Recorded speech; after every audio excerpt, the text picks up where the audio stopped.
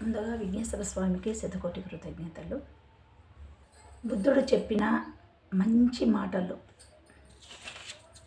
బుద్ధుడు స్వామి చెప్పిన మంచి మాటలు, జీవితంలో ఎలా ఉండాలి అని చెప్పిన మాటలు. ఎవరిని తక్కువ చేసి మాట్లాడకండి, ఎవరిని బాధించకండి. ఈరోజు మీరు శక్తివంతముగా ఉండవచ్చు, కానీ టైం మీకన్నా శక్తివంతమైనది. ప్రేమ ఆక్సిజన్ లాంటిది, కనిపించదు కానీ బ్రతికిస్తుంది. అలవాట్లు సరిగా లేకుంటే ఎంతటి ధనవంతుడైనా బికారిగా మారుతాడు. నీవు బలమైన నిర్ణయము తీసుకోకపోతే నీ భవిష్యత్తు బలహీనపడుతుంది. ఒక వ్యక్తి నిజాయితీగా ఉన్నప్పుడు ఆ ఆనందం అతని వ్యక్తిత్వంలో కనబడుతుంది.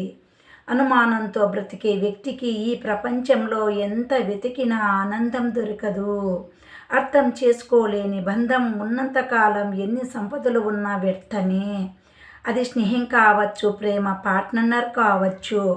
శాంతంగా ఉన్నవాడే లైఫ్లో ఏదైనా సాధించగలడు. భార్యాభర్తల రిలేషన్ కంటికి చెయ్యికి ఉండే సంబంధంలా ఉండాలి. ఎందుకంటే చెయ్యికి దెబ్బ తగిలితే కన్ను ఏడుస్తుంది, కన్ను ఏడిస్తే చెయ్యి తుడుస్తుంది. గతాన్ని తలుచుకొని బాధపడకండి, భవిష్యత్తును నిర్మించుకోవడానికి ప్రయత్నించండి. Please subscribe.